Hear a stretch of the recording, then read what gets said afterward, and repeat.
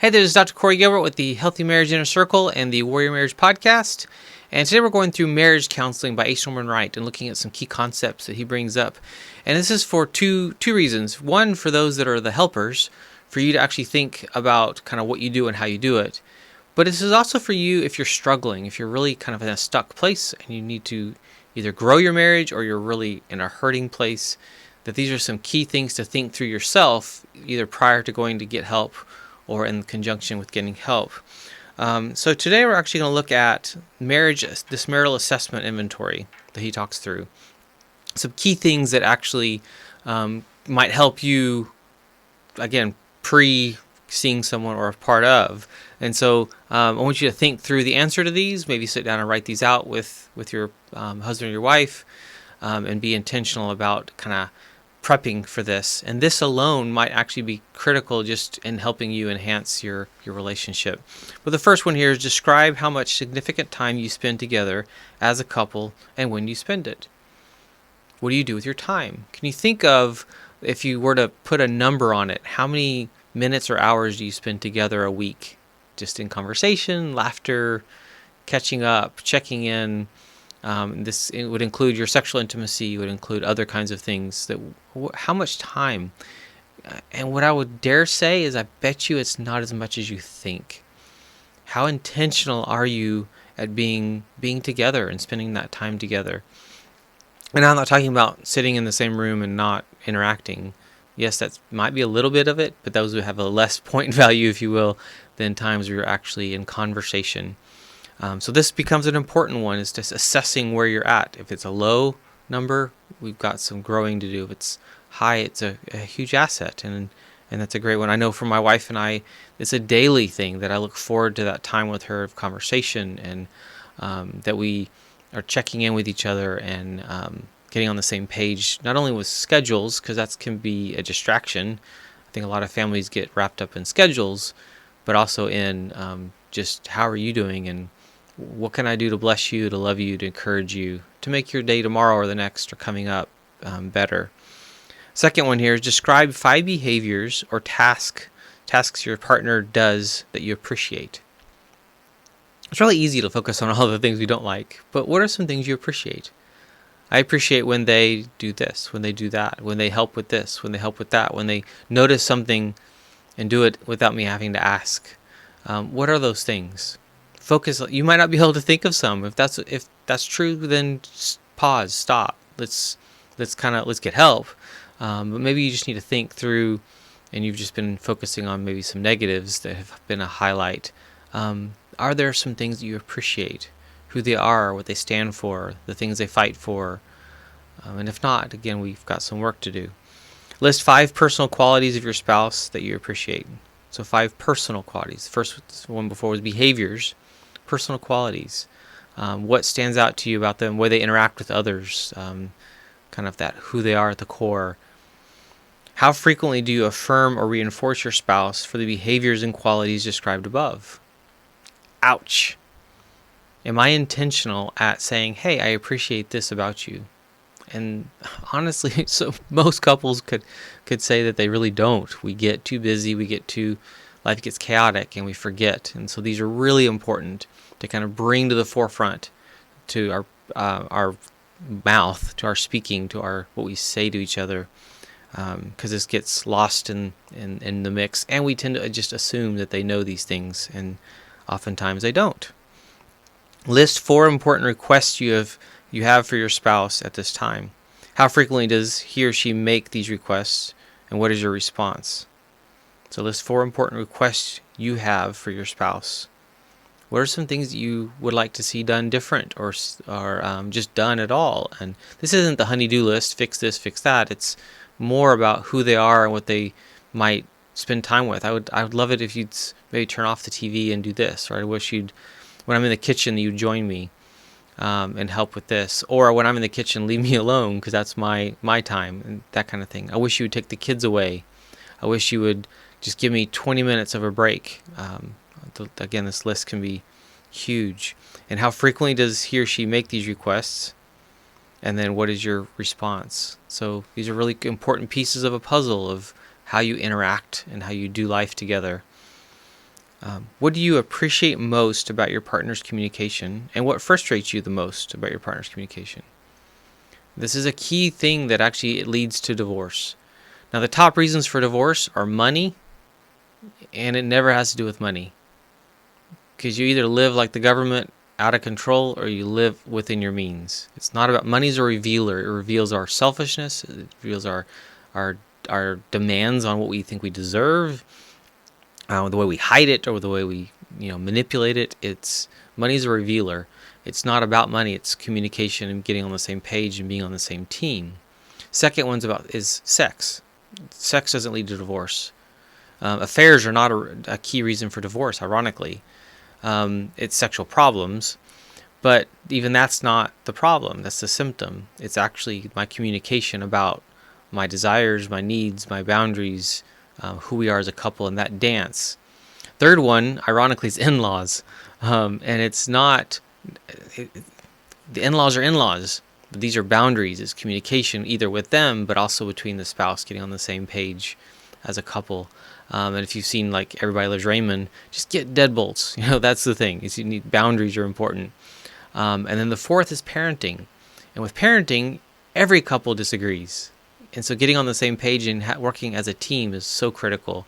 All this has to do with communication. And there are areas that are frustrating, and there's areas that are a blessing as to who they are and how they interact. And so knowing these and being able to make them tangible is a big one. Describe your specific goals for counseling. If you come and you don't know what you're doing, it's kind of hard to get anywhere. So a lot of this is knowing, here's what I want to accomplish. Describe your spouse's specific goals. Do you know what they want? Being able to know that. How long do you feel counseling should last? Once a week? Based off once a week. What's your expectations? So if you talk through these in the beginning of even a helping relationship, man, it just makes the journey easier versus it feels like it's just going to be forever. On the following scale, please indicate your level of hopefulness for the effectiveness of counseling. That's very revealing. If you feel very hopeless, it's going to be hard to engage.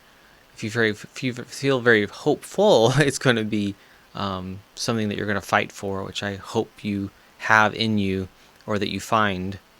In what way can your minister or counselor be the greatest help to you in counseling? Sometimes where we fail a lot as a helper is we're not in tune to what you really need because you've not verbalized it.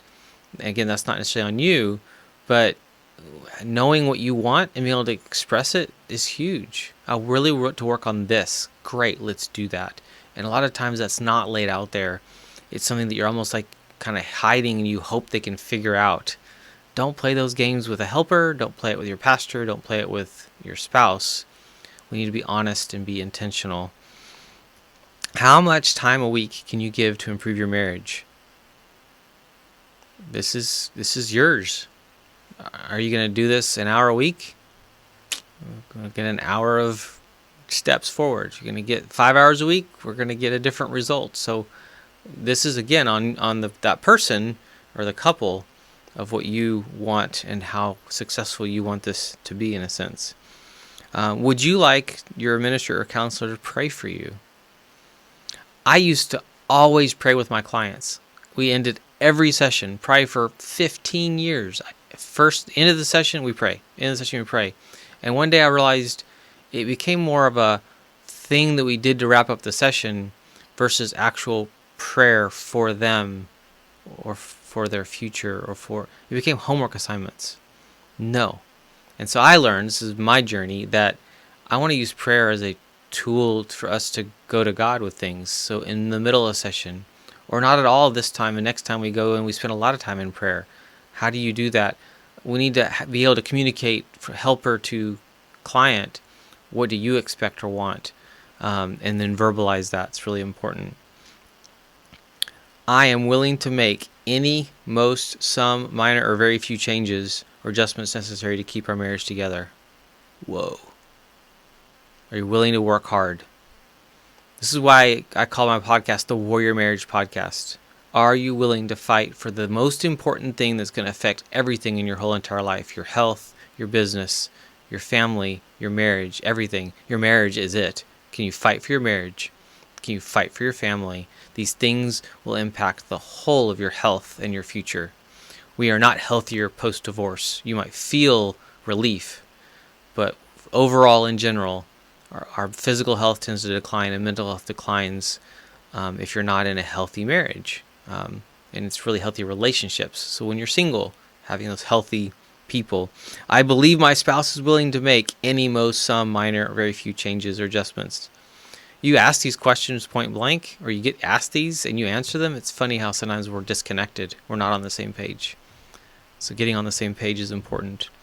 It is important to me that my spouse is satisfied and fulfilled. Very important, somewhat important, not very important. Is it important to me that my spouse is satisfied and fulfilled? If not, we got a problem. Ding, ding, ding, ding. This is a problem. So we need to go there. We need to address my heart towards my spouse. If I don't care, that's a problem.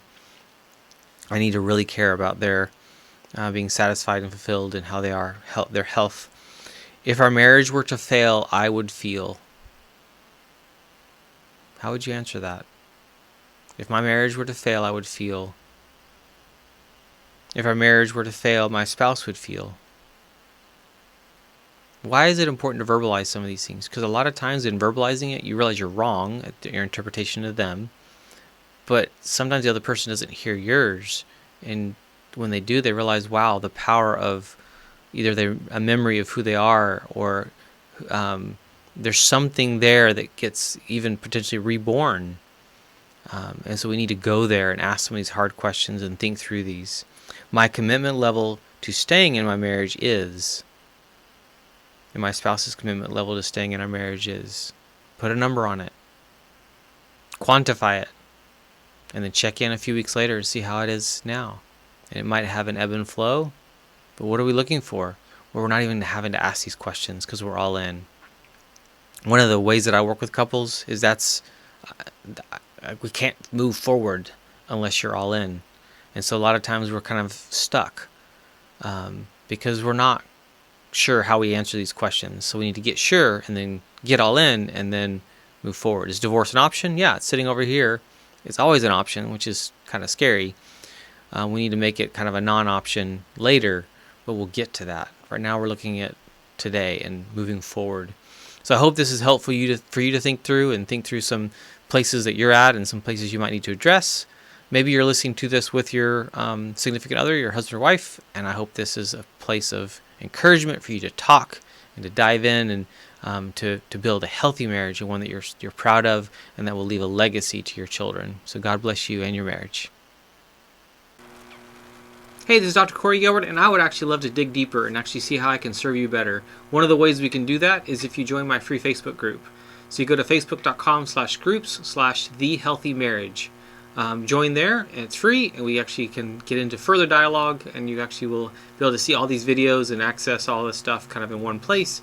And I'd love to be able to talk with you further to better serve your family so you can build a healthy marriage that you're proud of. Bless you and your marriage.